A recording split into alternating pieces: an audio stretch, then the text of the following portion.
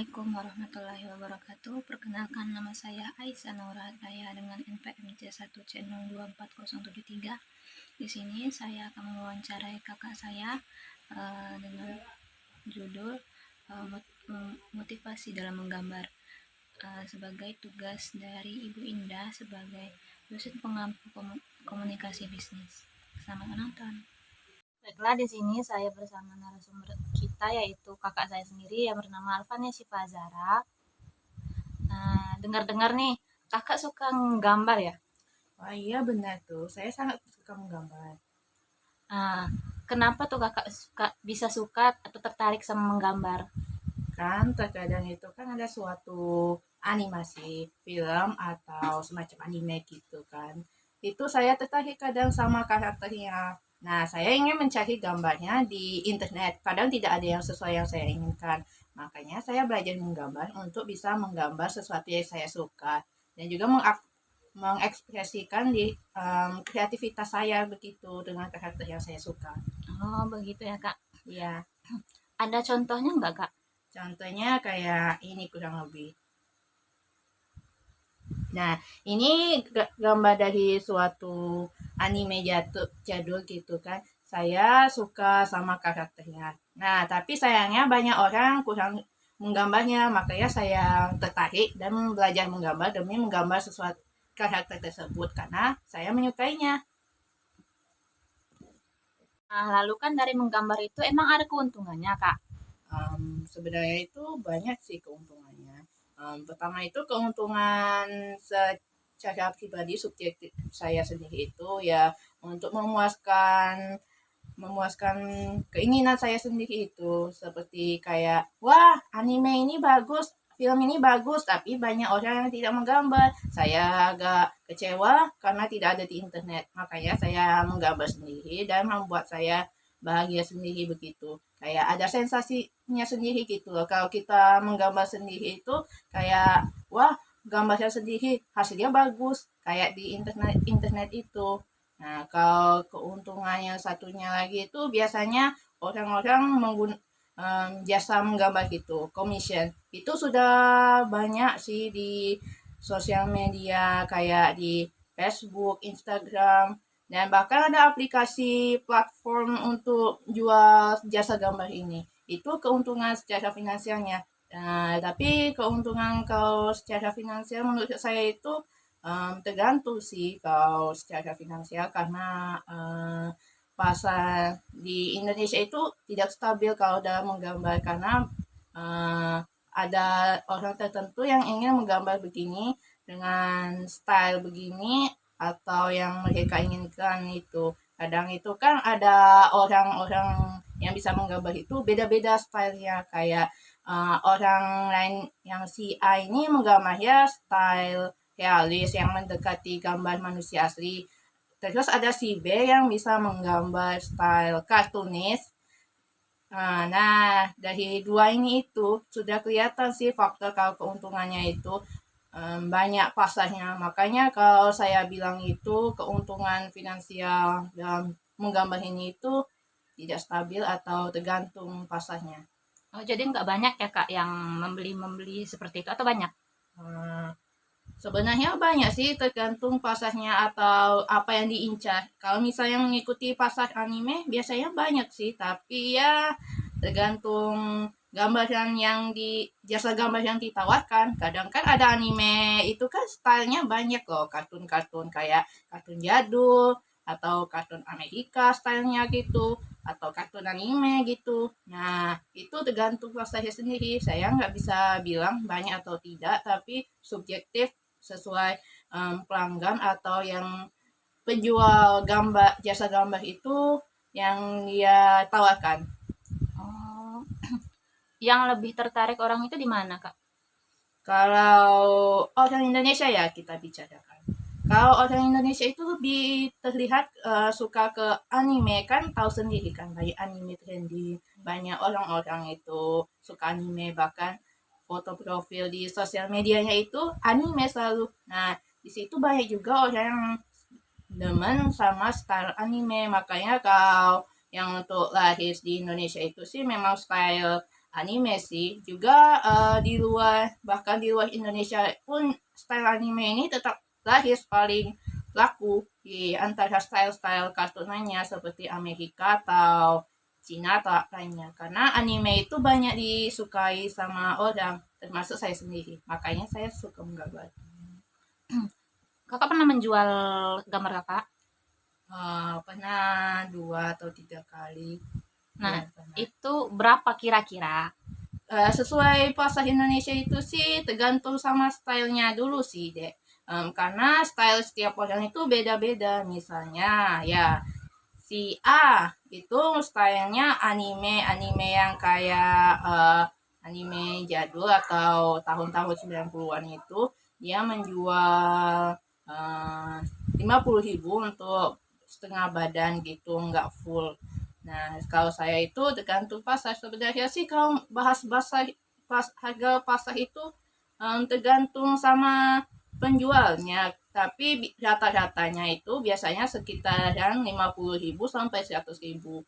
Semakin bagus atau semakin lama waktu pekerjaannya biasanya itu semakin mahal sih.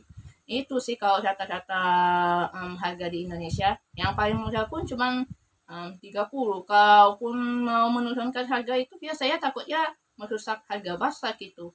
Kan pernah ada sempat drama-drama gitu yang penjual di bawah 30 rame karena merusak harga pasar begitu kalau menurut saya. Jadi kalau membahas harga itu tergantung sama buyernya yang mau meminta dengan modal yang dia kasih itu, misalnya dia mau beli tapi dengan harga jangkauannya 100.000. Nah itu tergantung lagi ke buyer dan penjual menurut saya. Memangnya bisa tawar menawar ya di pembelian gambar itu? Bukan tawar menawar sih, Dek, tapi lebih tepatnya itu harga yang sudah ditetapkan. Kayak misalnya si A itu menjual harganya dengan jangkauan sekitarnya 50 sampai 100.000.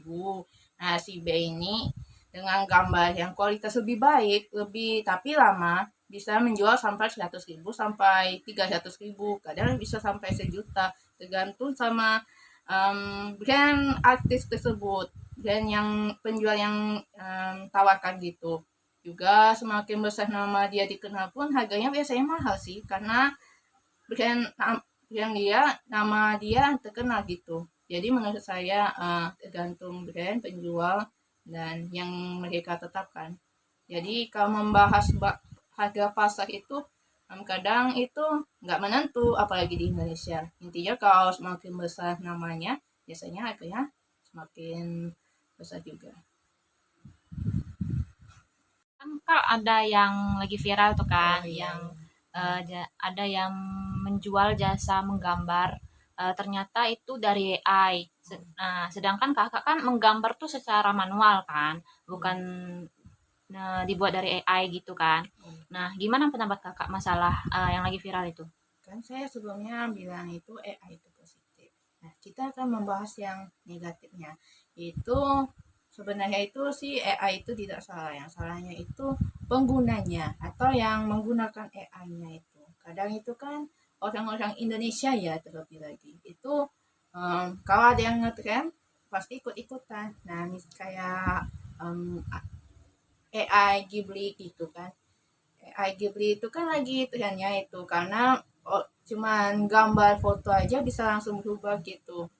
Itu benarnya sangat buruk sih kalau dalam em, penjualan, kalau untuk menjual jasa gambar gitu merusak merusak pasar kadang itu. Apalagi mereka suka menawar dengan harga yang mudah, misalnya 10.000. Itu banyak sih saya temukan di sosial media seperti di Facebook itu.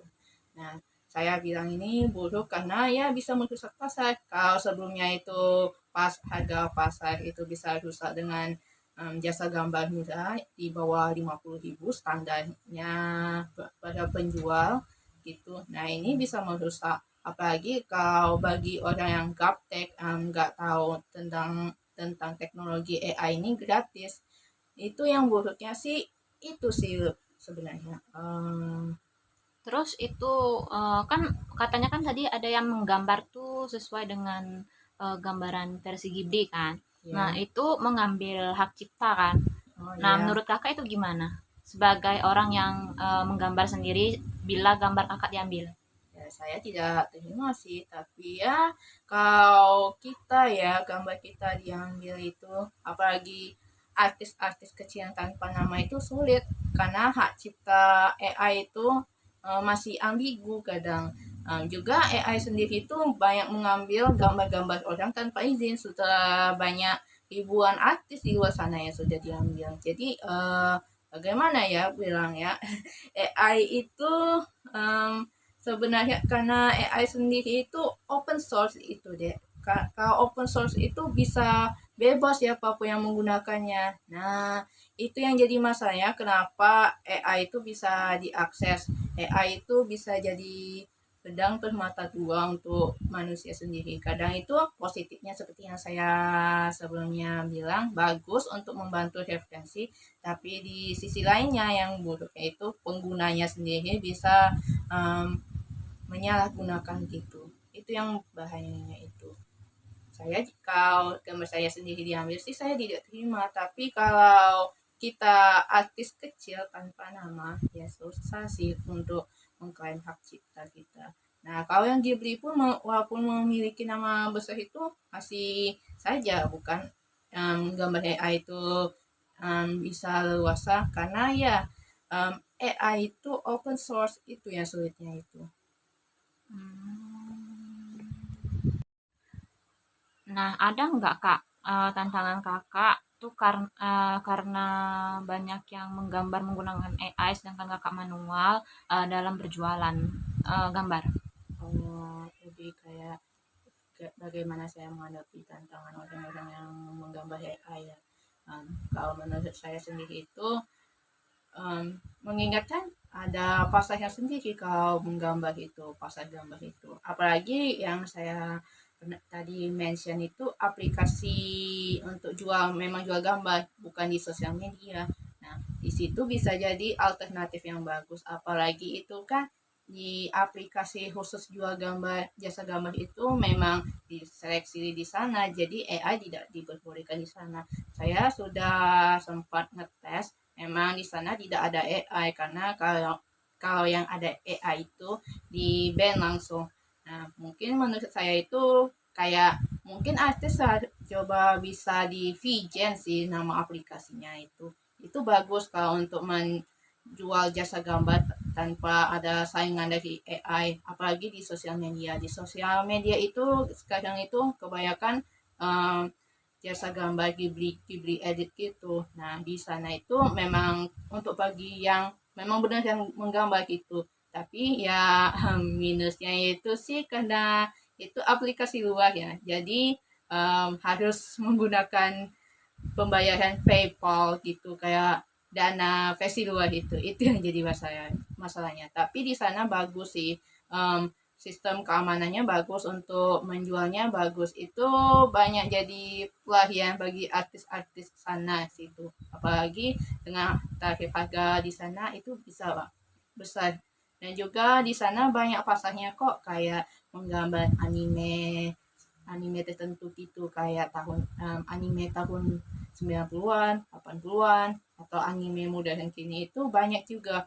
Bahkan di Vigen sana itu juga banyak gambar realis. Di sana itu aneka macam pasar, atau yang cuman pasar niche gitu, yang diinginkan itu, yang tergantung itu pun bisa di sana menjadi satu. Kedua itu sih harus memperbaiki gambar sih. Kalau misalnya gambarnya masih terasa belum bagus atau belum bisa menyaingi AI, ya harus menggambar lagi, atau dan juga harus jadi membuat portofolio sih kalau memang benar-benar ingin bergelut di dalam dunia gambar itu, karena banyak juga orang yang gambar bagus tetap kalah juga sama AI. Jadi bagi menurut saya itu um, perbaikilah portofolio untuk jasa gambar itu, karena portofolio itu penting.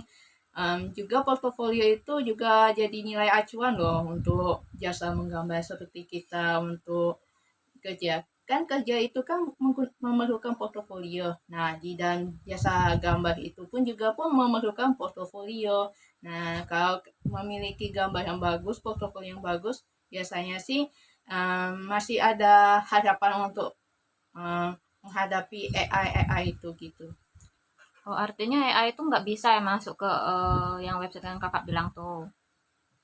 Kemungkinan besarnya itu tinggi sih karena sempat ada yang ketahuan menggunakan AI, biasanya di report langsung kena ban. Jadi bagus sih kalau di aplikasi memang untuk khusus menggambar itu.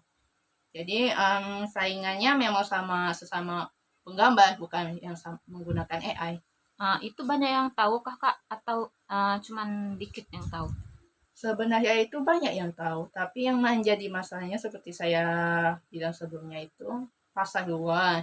Nah, pasar luas itu makin luas. Dan kedua itu halangannya pembayarannya itu menggunakan PayPal itu. PayPal itu harus memiliki KTP loh. Jadi ya agak sulit sih kalau untuk anak di bawah 17 tahun untuk jualan di luar. Tapi kalau sudah bisa di atas itu bisa sih harusnya. Tapi lebih banyak di website itu atau lebih ke media sosial lain?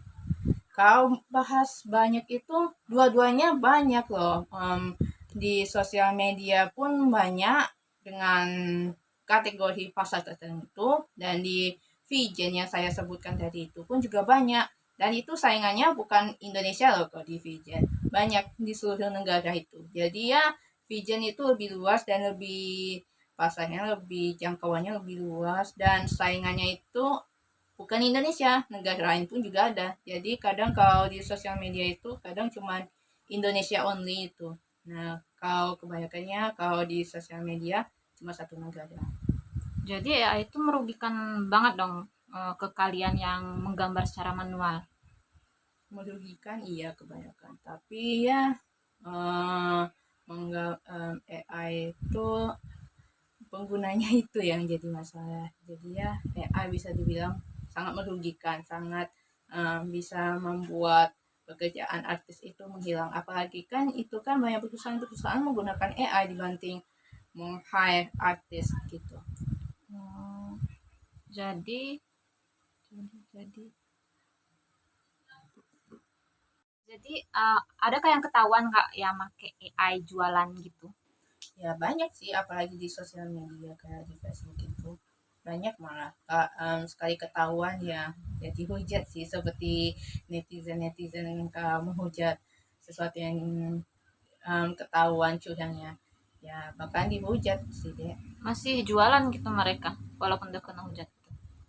Ada dua kemungkinan satu itu ya mereka tutup akun dan ya nggak mau lagi, kedua mereka tutup akun juga nih karena mungkin banyak yang report tapi menggunakan bikin akun baru lagi, kadang itu kan banyak gitu menggunakan akun baru nama baru itu sih. Oh, jadi masih banyak dong yang menggunakan AI untuk menjual. Masih banyak kalau ditanya malah banyak, kadang malah ada yang mahal di luar harga standar yang sudah ditetapkan. Kalian sering mengincar atau enggak gitu orang-orang yang pakai AI? Gimana ya itu banyak sih apalagi banyak yang tidak kelihatan gitu kayak memang kayak gambar dia asli tapi itu ada campur tangan AI itu banyak. Mencari itu sih sulit sih ya dek karena itu banyak ratusan bukan ratusan lagi ribuan lebih malah. Jadi ya kalau ketahuan memang beneran ketahuan dan langsung viral biasanya akan langsung diincar sih sampai di report akunnya. Oh, artinya ada yang pakai AI itu cuman sebagiannya, ada yang full atau gimana? Nah, itu ada yang beneran full yang kayak Ghibli itu. Ada yang satu lagi, tipe yang satu lagi itu pakai AI tapi kayak cuman untuk edit tiket. Tapi itu masih kelihatan AI-nya. Jadi ya itu juga kena sih, kena hujat dan kena lainnya. Ya kalau yang nggak full pun itu pun memang masih nggak boleh sih deh kalau secara etika. Karena AI itu kan seperti yang kita ketahui itu mengambil gambar orang lain tanpa sepengetahuan kita. Jadi ya walaupun hanya menggunakan sedikit aja itu masih nggak boleh kalau dalam etika dunia menggambar itu deh. Nah, kakak pernah merasa nggak semangat nggak dalam menggambar karena ada AI ini?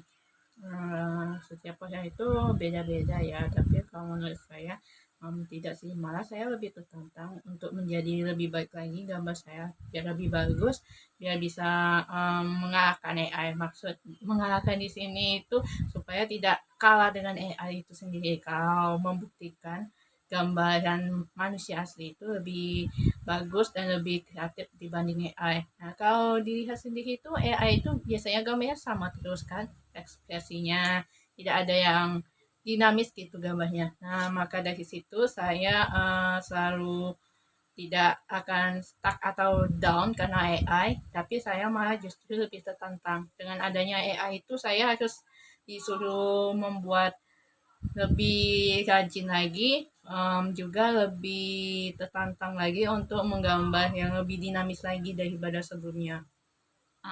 Apa tuh motivasi untuk para penggambar terhadap menggambar manual terhadap AI ini? Motivasi saya itu simpel saja sih. Untuk yang di sana, kalau merasa down karena AI, jangan berpikiran seperti itu. Ingat saja begini, gambaran AI itu akan selalu sama dan monoton dan juga bisa cepat membosankan kalau sering dilihat. Nah, kita manusia itu punya kreativitas sendiri. Gunakan kreativitas itu sebaik mungkin, bisa membuat gambar yang sebagus mungkin, bahkan bisa melebihi AI. Tidak peduli itu mau itu jelek, warnanya nggak bagus-bagus amat, nggak kayak AI yang glowing gitu. Tapi menurut saya itu kekurangan dari AI itu bisa menjadi motivasi kita supaya kita itu jangan membuat gambar yang sama dengan pose yang sama.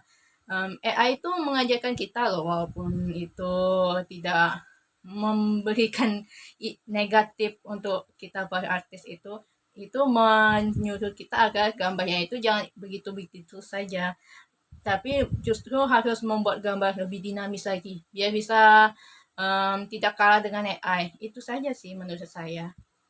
Nah, baik, sekian dari kami. Wassalamualaikum warahmatullahi wabarakatuh. Terima kasih.